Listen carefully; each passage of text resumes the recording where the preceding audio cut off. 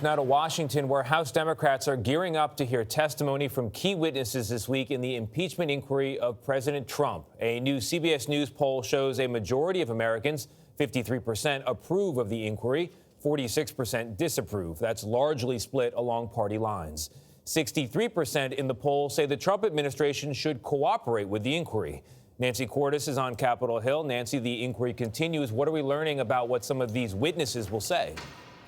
Good morning. Well, today lawmakers are going to be interviewing Fiona Hill. She is a Russia expert, a former White House official who is expected to say that Trump loyalists went outside the usual channels when dealing with Ukraine.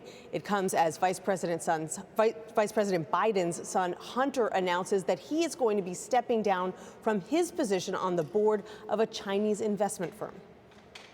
No one has asserted that I have done anything wrong except a lying president. Speaking to reporters in Iowa, former Vice President Biden praised his son's decision, announced Sunday not to serve on boards of or work on behalf of foreign-owned companies if his father is elected. No one in my family will have an office in the White House, will sit in meetings as if they're a cabinet member, will in fact have any business relationship with anyone that relates to a foreign corporation or a foreign country, period. It was Hunter Biden's work for a Ukrainian energy company that President Trump and his allies were pressuring Ukraine to investigate, even though there was no evidence of wrongdoing. CBS News has learned that the president's personal lawyer, Rudy Giuliani, is now being scrutinized by federal investigators for his relationship with two men with ties to Ukraine who were arrested last week. You know, other countries are looking at us like, what the hell is going on in the United States? Seriously.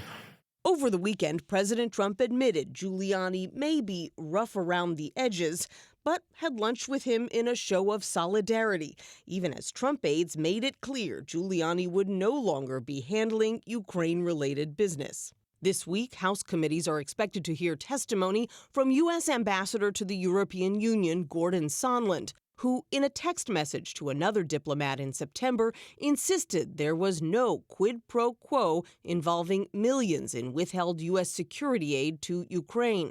According to the Washington Post, Sunland will tell Congress he wrote that text message after calling the president and has no knowledge of whether the president was telling him the truth at that moment.